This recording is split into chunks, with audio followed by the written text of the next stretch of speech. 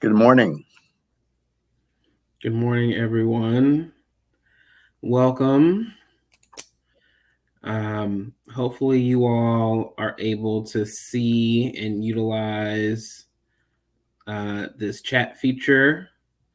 And so we would love it if you would just let us know where you are dialing in from, webcasting from, and your relation that you have to schools, whether if you're a parent, educator, a community member, that kind of thing. We would love to know where you all are visiting us from. We'll get started in just a minute or two.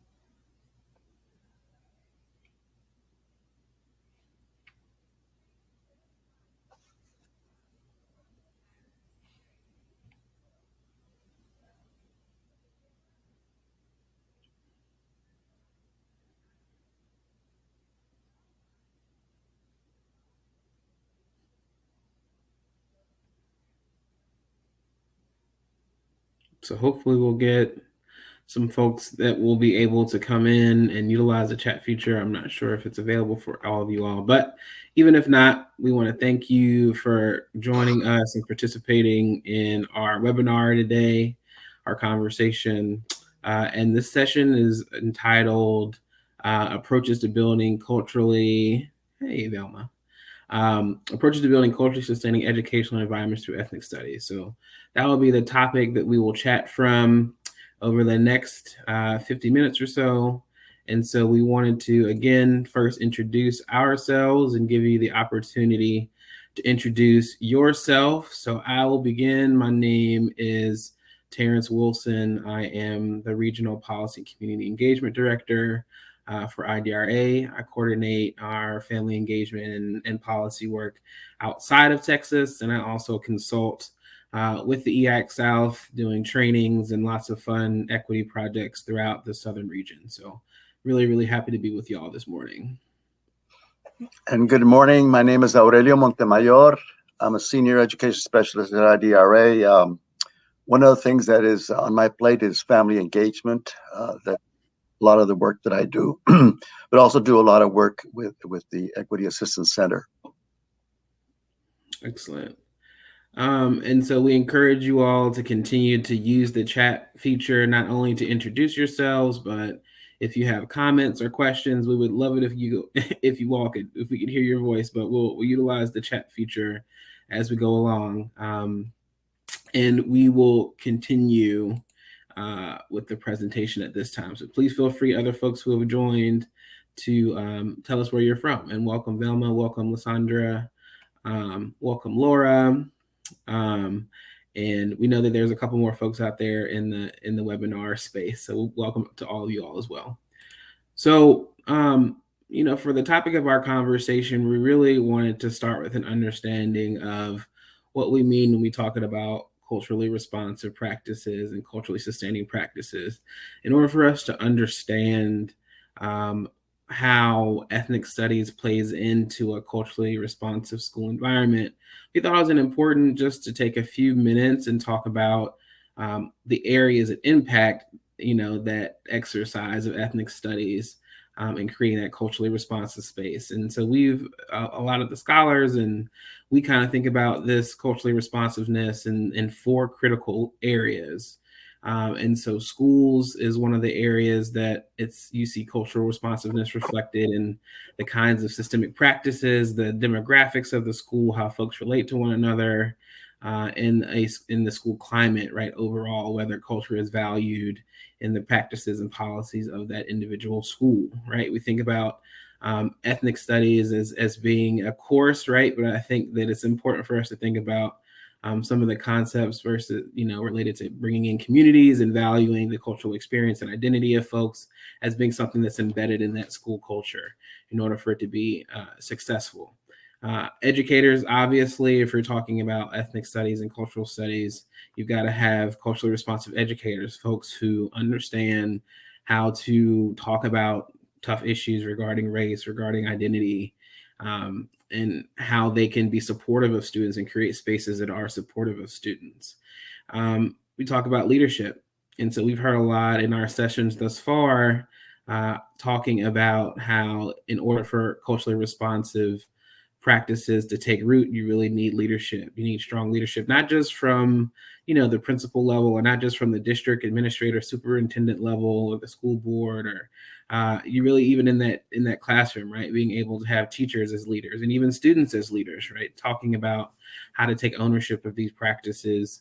And then obviously, if we're talking about cultural responsiveness, you got to have the right pedagogy, right, the right way to talk to students, the right way to educate them, the right way to, select the items that you're going to cover in a curriculum and cover them in a way that's responsive to folks' culture and brings in the value and is asset based. So we think that these are four of the most critical levels to examine culturally responsive practices.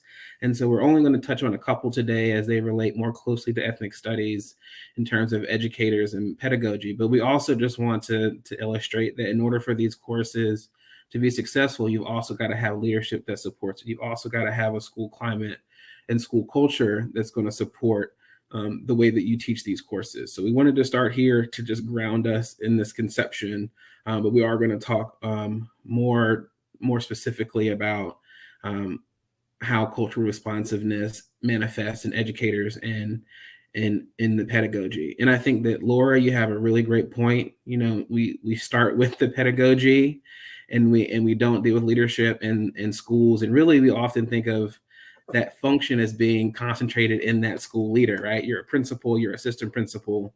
But I think that what we've seen is that in order for cultural responsiveness to really take hold, it's got to be an entire school effort. It's got to be folks from, the janitor to the librarian to the teachers, right? All of the folks who are in that school building really need to be thinking about that and be leaders in that way. And the entire school climate and culture has to be responsive to it. So I thank you for that comment, and I hope that you all will continue to utilize the chat bar to give us more comments and reflections from your own experiences.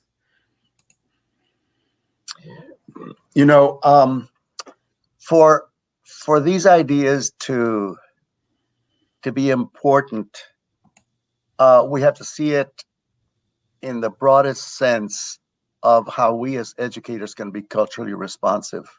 Okay. We know, for example, as educators, that there are huge gaps in our curriculum, that there's a lot of stuff that we weren't taught when we were trained to be teachers about these things. But we also know that there are huge gaps in terms of the histories of the families in our community, in our state, in our country.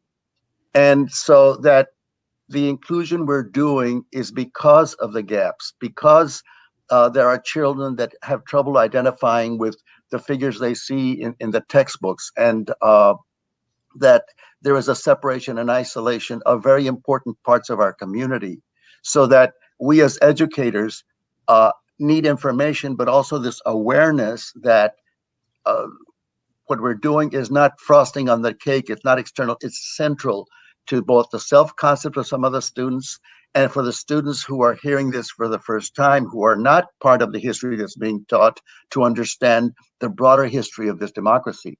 Okay, we build as teachers across both the internal dimensions of our teaching community, our peers, our administrators, the materials we have in the classroom, but also connecting to the community and the social issues and the institutions that exist, that our schools exist in.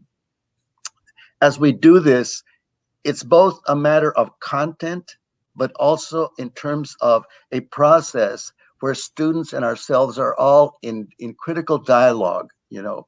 As we think about the inequalities that exist and have existed, but also the riches and the assets that communities have brought to our country, to our city, to our community, and are not included in our teaching. In other words, so that there is a painful history that needs to be reviewed because it happened, but also there's also a very powerful history and histories, whether it's because exclusion because of gender, ethnicity, or race or class, that needs to be inclusive because these have been important contributions from families, from communities, from language groups, uh, all across the country. And even though it's a lot that has to be included, the point of view as teacher is whatever content I have access to can also be access to the students going home and asking and bringing in who their grandparents were, where they grew up, what they did, so that we can value the histories of families as they have happened, but also we increase the content in the classroom of notables that have been excluded. You know, the women that built schools in the South at a time when the literacy was very low with people of color, with Black families, and that they were doing it, as educators.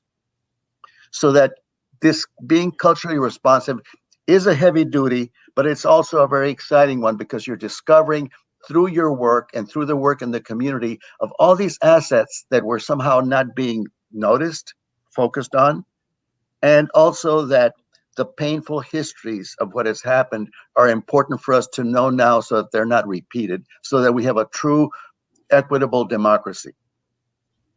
And I would just add, I think that we have this slide that's talking about culturally responsive educators, and we typically think about, educators that are teaching African American studies or Mexican American studies. And I think that, one of the cool things about having a culturally responsive approach to education is that these same principles can apply in lots of other, disciplines, right? You can bring this approach to doing the work, whether or not you're teaching an ethnic studies course at all. And I know, Aurelio, I know you've been interviewing folks who have been, thinking about these principles in other, courses. Did you want to give folks just an idea of what those conversations have been like? Yeah, we're experiencing in Texas and in other southern states, probably around the country, very direct attacks on stuff that I think is so important and so natural for us to do, for us to include um, the histories of ethnicities that have been left out, for us to track the history of civil rights and social justice. And so I'm right now interviewing teachers who are doing it and have been doing it for quite a while outside of a class that's called an ethnic studies class. A fifth grade teacher that is including writers of color in her language arts class, that sees the value of including the art of the broader community that informs the students in her class. And so I'm doing some interviews right now of teachers doing that because now more than ever, there needs to be a modeling and example of people that have been doing this for generations. Some of our teachers started 40, 50 years ago, including these histories and validating these groups, these families, and saying that uh, what families had gone through is important to know, and is important that students know that, whether they're part of the group that's being focused on or are looking as an outsider at that group.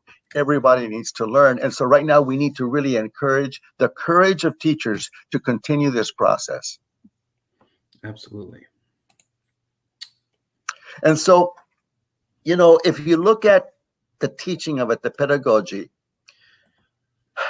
obviously curriculum practices are important.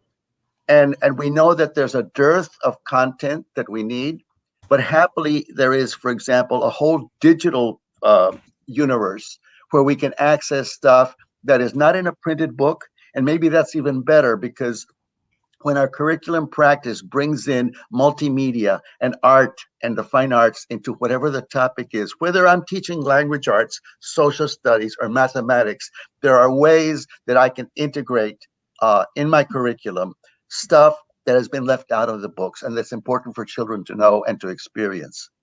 But also in the teaching of ethnic studies, in the teaching of social justice, in the teaching of civil rights, as it connects to the content, it's also important that the relationships be focused on in the classroom. How children see each other, how they talk about these things, how courageous conversations can happen with third graders or seniors in high school, and that these relationships are to respect histories, to understand painful histories in such a way, not that anybody's being accused in the classroom of anything, but that these are important histories to review.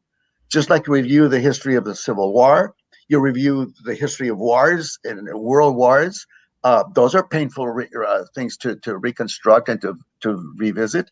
So also is the history of slavery, the history of peonage, the history of women being excluded from the professions. And it's like there's there's all kinds of conversations that might be difficult, but children need to learn how to have a critical conversation in such a way that everybody learns from it and we can progress to a more equitable and democratic society through that learning. Okay, so that the relationships are important and the practice is important, because we're not just replacing, for example, a white curriculum with a black curriculum or a brown curriculum, something like that. We're not just highlighting male heroes of each cultural group, but we are actually wanting people to look at the broader and richer kind of actuality of what happened. And so the instructional practice is for dialogue, for questioning, for children to do their own searches and interviews at home and bringing back information from home. Whatever the history of the family is, whatever the history of the grandparents, where were the grandparents born, where were the great grandparents born, that practice of having the students do the search and come back, which is very student centered, is also very valuable, because we are all investigators of the past in this sense. And then another part that's very important is the family collaboration. I work with many families, for example, families that are Mexican American, or families that are recent immigrants from other countries, where they themselves say it's important that our cultural and ethnic histories be somehow included. We don't want our children to feel left out of the history of this country. And so families will collaborate, and they will collaborate both because they want their children to have a very asset-based view of who they are and what their roots are, but also because this is important information for everybody, the contributions that everybody makes. And so the family collaboration is important, it's key, and it's also leading to an understanding among families of different groups how they can communicate with each other about what each family brings, what histories they bring, that there's only not just one narrow history that's going to be highlighted, but the broad multiple histories of what families bring.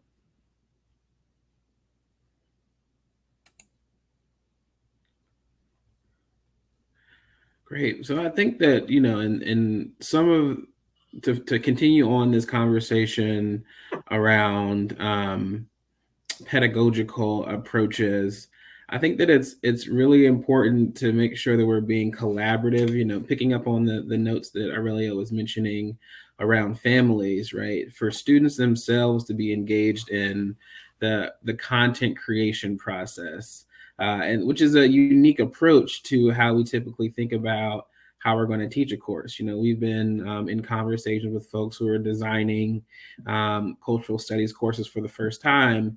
And a lot of them, have their course outlines and they've got their objectives, and they go through the major points from history that they think are important. And so I think that part of, the approach that's unique about this is that a really good cultural studies course includes the perspectives and the lived realities of families and students that are there, but they're also involved in the content creation. So, for example, we're working with a group of students in Savannah, Georgia, who they wanted to make sure that their African American Studies course studied Gullah Geechee culture on the coast of Georgia, right? That may not be something that would be in an African American Studies course elsewhere, but they thought that was important for their own cultural understanding, their own cultural identity. And so I think that it's really important to be able to include students and families in the content creation. And that's a really unique approach, right? And local community history, right? Being able to understand how these monuments and things that we're having a fight about in our public square, right? How do they factor into the community's local history, right? Not things that are going to be necessarily found in a national textbook you're going to get from elsewhere. There are going to be folks in the community that are going to know more about that local history. um, and thank you for your comment, Velma. Talking daily about what is going on in their neighborhood, their city, country, the world. That was a favorite part of the classes. Talking about her barrio and her city, current events, right?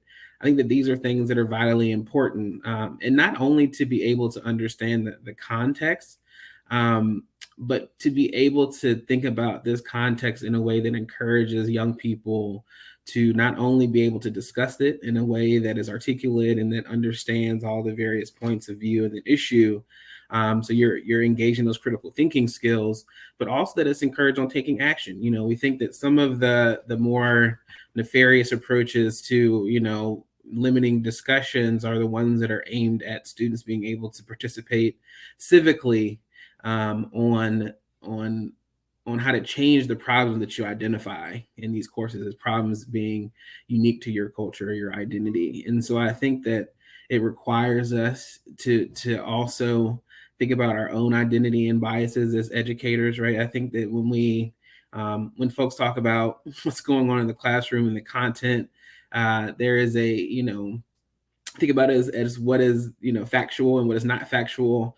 But understanding identity and biases and those epistemologies that we learned about yesterday, these things that we bring into the classroom that help us interpret those facts to create our own realities. And I think all of those things are really, really important, and enable us to have brave spaces. We talk about safe spaces a lot in this work. We like to think about having brave spaces for young people and for students, right? And for teachers, right, that are involved in this, and for families that come into the classroom and participate in these kinds of endeavors. So I think that this kind of culturally responsive approach to these courses, whatever courses they may be, are unique, and they require folks to think a little differently from the way that they may be approaching pedagogy and they have in the past.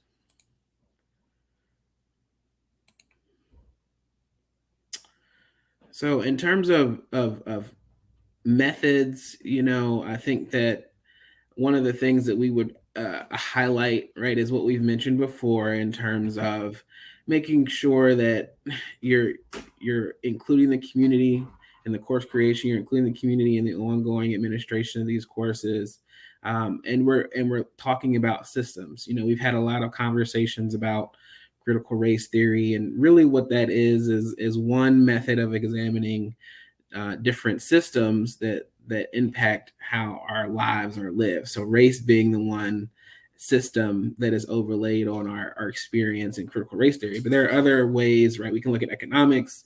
There are other systemic challenges, immigration patterns, laws, different things, policies that we can look at on a systemic level. And yes, David, all of these slides are available afterwards. Please feel free. And I think that in order to be culturally responsive, you've got to be thinking at a systemic level.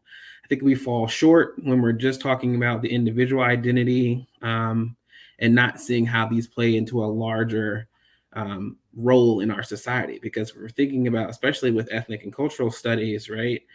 There are systems that have been designed, right, to create the experience that we have as members of that group, right? Whether it's along racial lines or gender lines, right? These are systems that have been put in place, and it's important for our young people to be able to challenge them. So I think getting them in the mode of thinking about systems and how those impact them, and then also those assets that are there in the community, I think are really, really important. And again, one of the most important things we think you can do is getting folks out into the community. As we mentioned before, you're going to hear that word a lot from us, to make sure that there are projects that are able to be done where students can be civically engaged, where they can have an impact on the issues that come up in those courses. And I think that empowerment that you feel is what you want to have at the end of any especially in cultural and ethnic studies course, but really any history course, any course in general, right? You want students to be empowered to be able to take what they've learned and put it into action. And we found that, especially through cultural and ethnic studies, those projects that are in the community are some of the best ways to do that. Go ahead, Aurelio. Right now there's a lot of controversy around certain phrases, critical race theory and stuff like that. But I'm thinking Velma, who was my student over 50 years ago, and she's with us today. As a high school junior English teacher, I started investigating how my students could look at their own language and culture in a small border town where I was teaching in the San Felipe High School. And I remember that I started integrating in my junior English class ideas that now might be called project-based learning, and student-centered learning. Didn't know what those terms were. I hadn't heard anything about culturally responsive work, but it was a great need that I felt as a high school English teacher, that the students explore who they were and write about it, because the mandate was that they learn to read and write as juniors in high school and prepare for college. And the textbook was very boring, even though I liked the material in the textbook as an English major. For example, we high school teachers had to teach research. What it meant, students went to an encyclopedia and copied on cards. It was way before the internet. And so what we had were conversations in the classroom about what do you want to investigate, form a team, go out, and they would go out and interview families, come back and report.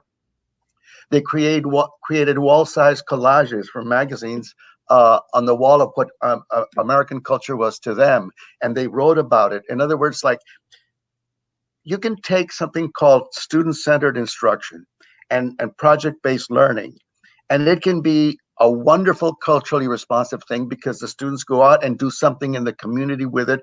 And if my mandate is to teach reading and writing, that can be just as powerful a tool as any short story in the literature book. Plus the fact that our literature books, the standard textbooks, exclude people of color from those histories usually. In other words, like the Mexican American contribution to literature and history was not in the American lit textbook. And so for many reasons, I think these things are important, but also I'm giving this history because I'm so glad that everybody's getting this kind of information right now, because it already puts you in the forefront of what needs to happen.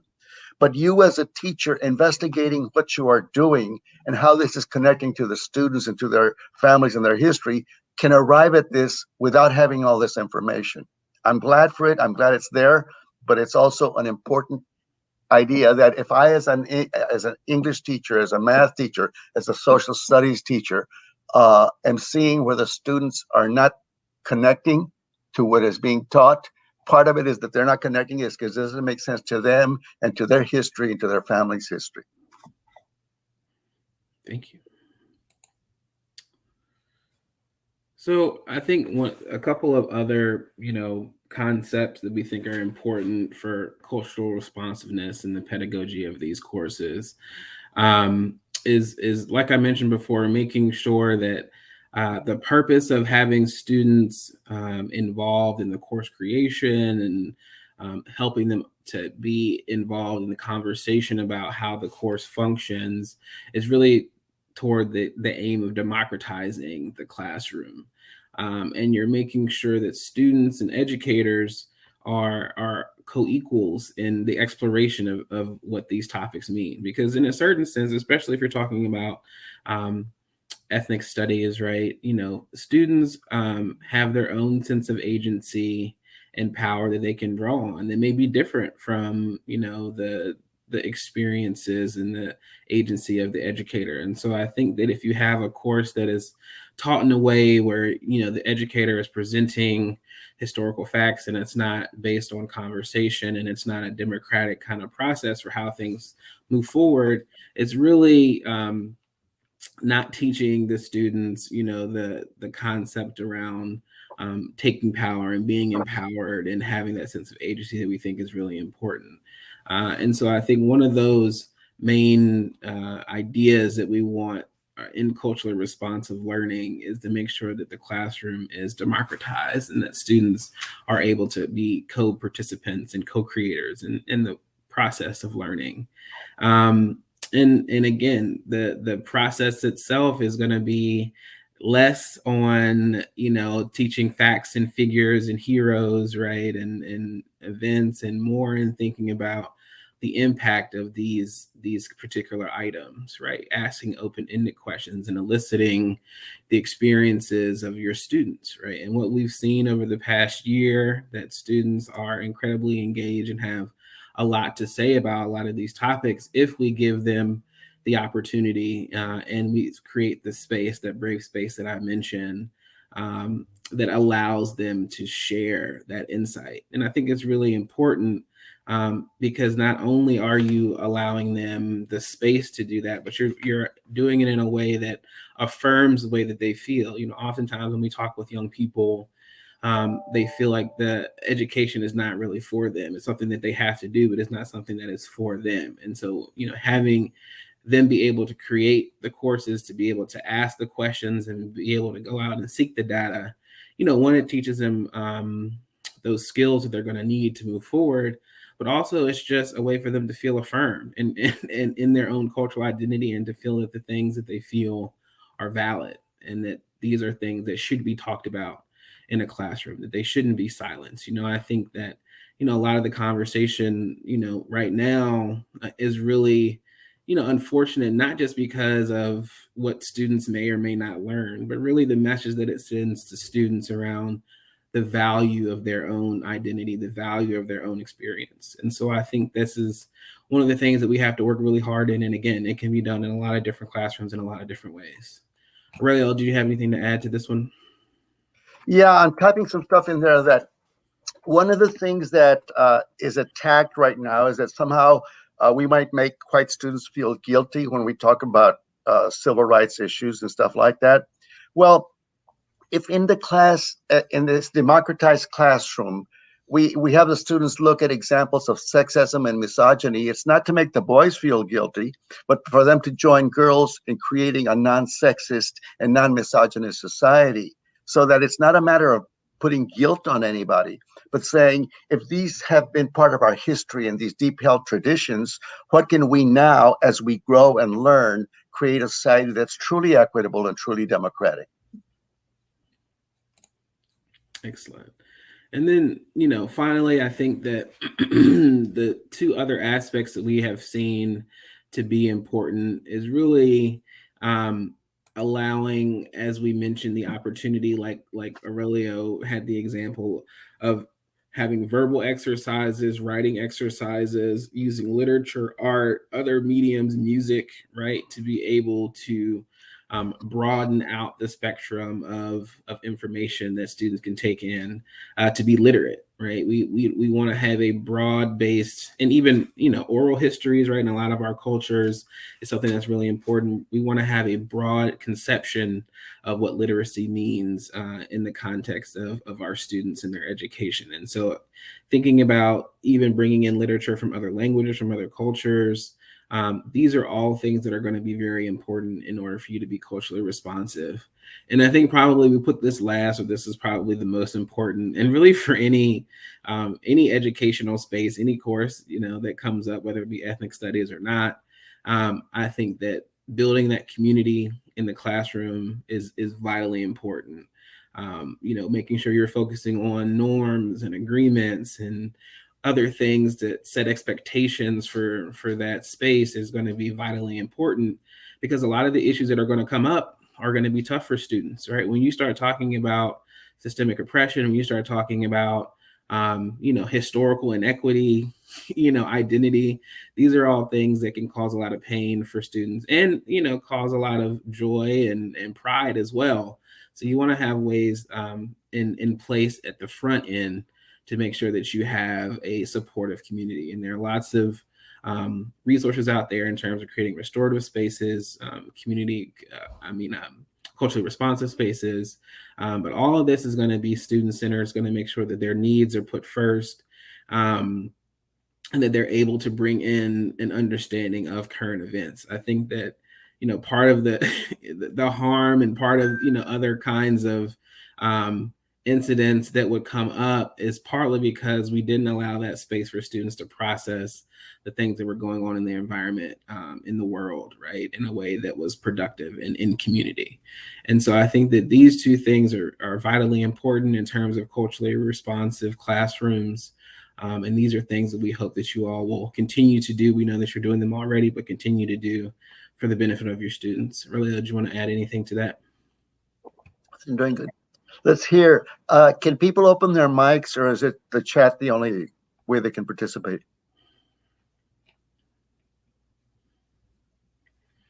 I believe that chat is the only way.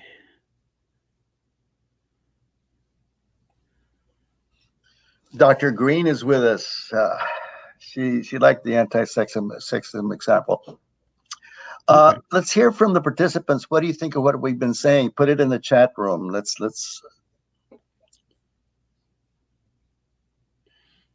All right. So just the chat, no voice. And Laura says, Chris says that she tried it, but it didn't seem to work. These are not easy conversations. These are not easy topics. I guess that's why they're called courageous conversations. We'll have a little bit more time at the end for some additional questions and reflections. But we wanted to just, well, thank you, Jared. We're glad that you think that agree with us around reinforcing literacy. So we want to definitely hear from you all in your responses and kind of some of the challenges. This is how this works in an ideal setting, right? So if you are thinking about being culturally responsive, you'll have your school, your leaders, you'll have your educators and your culturally responsive pedagogy all set up. But there are factors, systemic factors that that are going to, you have to consider in order to be able to put these things into motion. And so I think we will think about some of those structural considerations here, and some of the things that you all have mentioned we'll come back to. And so one of those things, and Aurelio and I'll kind of go back and forth, but we've seen in the conversations around the need for leadership and the need for this being not just something that is only a certain few folks in the school building are doing, and it being a takeaway from other things, especially in the context of, high schools, and being able to have courses that are going to get you on track to graduation, all those things. Seeing a cultural and ethnic studies course as an aside and not seeing the value in it in leadership can be very, very difficult. But we'll pause there. Go ahead, Aurelio. One of the things about leadership that I've discovered over time is that when you as a classroom teacher tell the principal, my main goal is to have the kids read and write and be prepared in their literacy skills for college. And I say, when I bring up issues that are of controversy and that bring up all these emotions, they start talking and writing a lot. And from that, then we can then pare it down to 3 paragraphs that make sense in an essay, so that these issues that we're calling now cultural are actually of great interest to the students. So as an English teacher, I would tell the principal, I need to have this happen in the classroom, because with the poem that I was reading from the textbook, I was getting nothing. So as just saying, as somebody who has to teach literacy. Absolutely. And I'm picking up on a couple of notes around leadership, right? With this most recent comment, Ms. Mirage, that when you have a structured curriculum, it's hard to allow teachers to do what they want to do. And why do we have structured curriculums? Because, educators or administrators are coming in evaluating, how close your students are sticking to certain concepts. You have certain tests that you need to be responsible for. So I think that having, that leadership in the classroom depends a lot on the leadership, of the school district, of the school board, right? And so I think that these are really important. And then, another structural consideration that is incredibly important is the political environment, right? So we know right now, critical race theory is kind of like the most shiny object that's out there right now in terms of things that folks should fear and be afraid of, and that aren't good for schools. But we can also see that this has a real impact. There are several states throughout the country who have passed legislation trying to limit the ability for educators and teachers to utilize these topics and teach in this way. And so I think it's really important for us to understand like the larger political environment that we're in, and have an awareness of it, but to also understand that a lot of these things, the approaches that we are able to take with our individual students are things that we should still continue to encourage, right? We shouldn't be fearful. We shouldn't be discouraged from being able to have a culturally responsive school in classroom. I think it just requires some innovation and creativity on our part in making sure that everything that we do, we have a basis for. So if, your question as to why you're doing this because it's good for the student. Go ahead, Aurelio. I see you got your hand up. Well, Laura mentioned something about the deficit view of teachers. I think that's true. I was hearing that, for example, our state agency wants to have a division that's going to police whether teachers are sticking to the new rules.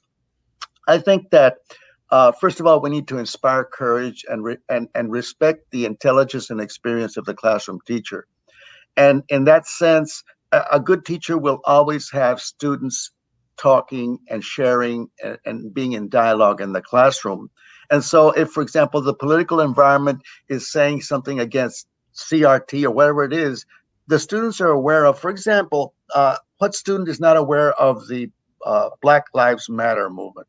And so as a conversation that I facilitate about the political environment, saying, what are you hearing and what do you think about it?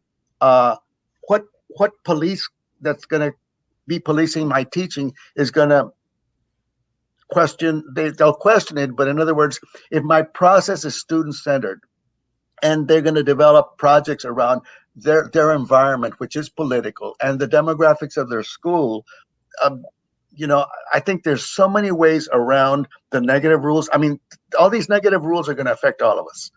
But I think, as I said, for generations, teachers have very courageously been introducing issues from ethnic studies and issues about civil rights. So they'll continue. I think it's going to be really hard for the legislature to continue to try to police teachers, especially because we don't have to use the phrase CRT or even use it. How many people know what it is? It's just like, hey, I'm looking at my classroom and half of my students are students of color, or 75%, and they have thoughts, their families have thoughts. And as an English teacher, I need that to be the content that they're going to be writing about, period.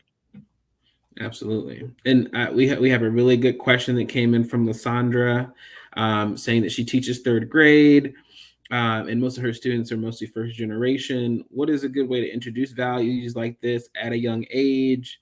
And also, how do you get this to be something that's bought into from the administration? Really, what are your thoughts? Somebody said the students love it, and that's a huge indicator of how good it is. I mean, I think one of the things that I would say is that, a lot of what we're talking about is being able to develop some of those social emotional skills that you're focusing on so much as a young person, right? In elementary school, especially, right? If you're thinking about empathy and you're thinking about justice and all of these kinds of ways that, other people's actions make them feel, I think there's a really great tie-in to looking at some of the resilience of certain cultures, some of the pride that certain cultures feel, right? I think that's another, if you're trying to find a like academic reason, like it does have lots of benefits in terms of social and emotional learning. And I think that, part of the uncomfortability of it, you have to really unpack what that is, right? So the kids that were uncomfortable, I think that it's an opportunity to understand, one, again, building empathy, because if you're a student that's uncomfortable talking about race or whatever, imagine how it feels for that other student who is of that demographic background or that marginalized background, right? But I think also just having that space where it's okay for you to express that you're uncomfortable with things. It's okay for you to, say that you're feeling a certain way about things. And I think that part of that community in that classroom should be in understanding that there are going to be times when conversations are going to make you uncomfortable. And here's what we do about it. Here's how we work through it.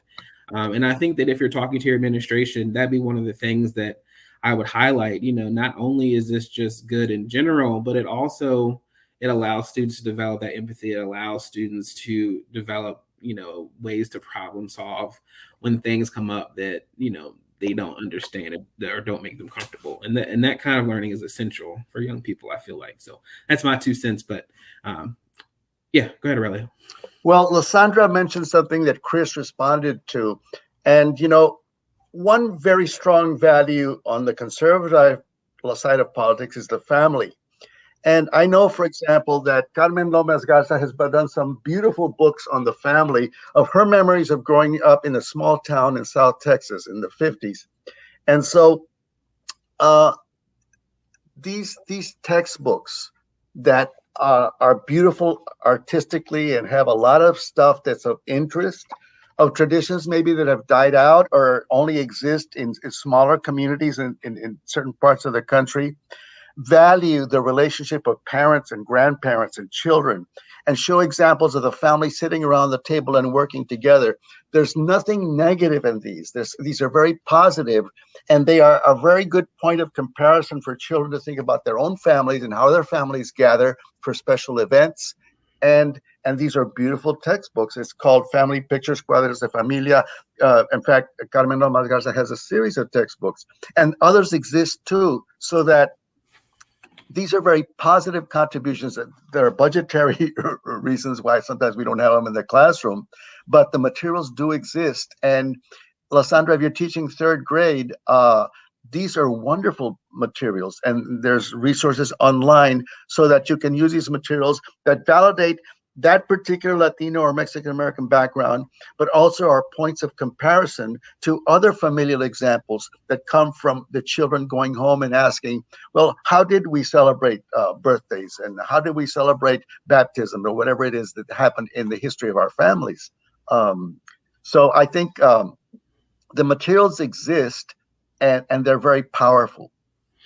And I love that. And I also love this comment from Emilio talking about the historical precedents to what we do, and really the whole purpose of this as being something that's intentioned to bring people together. That's kind of probably one of the most confusing arguments about having these conversations, that it's going to divide folks. And I think that, we need to be able to help folks understand how this is the aim of these courses, this dialogue, is to actually bring folks together by eliminating some of these barriers that folks have. And along racial lines, there's several examples. Thank you for that one that you shared, Emilio.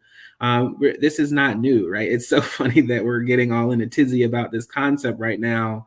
But folks have been teaching these courses, right, like for a long time. Aurelio talked about he was teaching it, for a long time. And so I think that we have to be grounded, as you said, in the history of what we're doing and the need for it.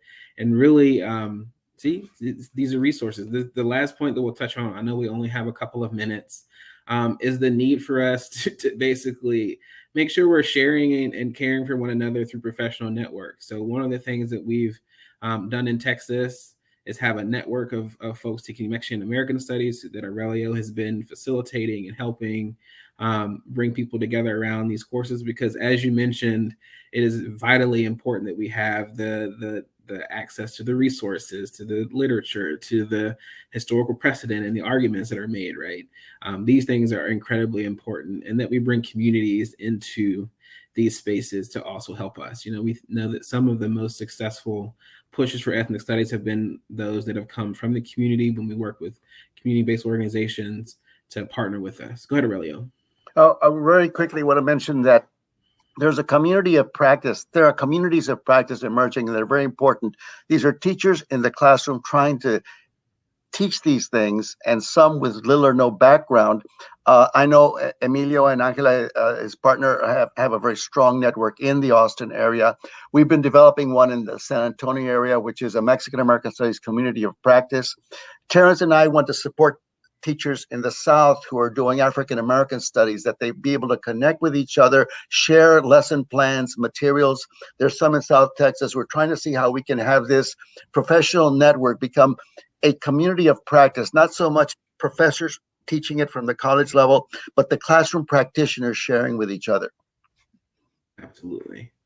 So we're at our last minute. I think we're about at time, but we really want to encourage you all to continue to reach out to us at IDRA, to each other, your colleagues that you've met over the course of the convening. We've seen incredible momentum toward having culturally responsive schools. And as much as we hear all the folks who are opposed, we also are hearing an incredible amount of support for this concept across the country and across our region. So please, please, please continue to reach out to us and each other as we go forward. So with that, I think we are at time. We want to thank you all for coming out. And I don't know if they're going to cut us off, so feel free to continue using your chat. We'll be here, but we wanted to thank you all for that.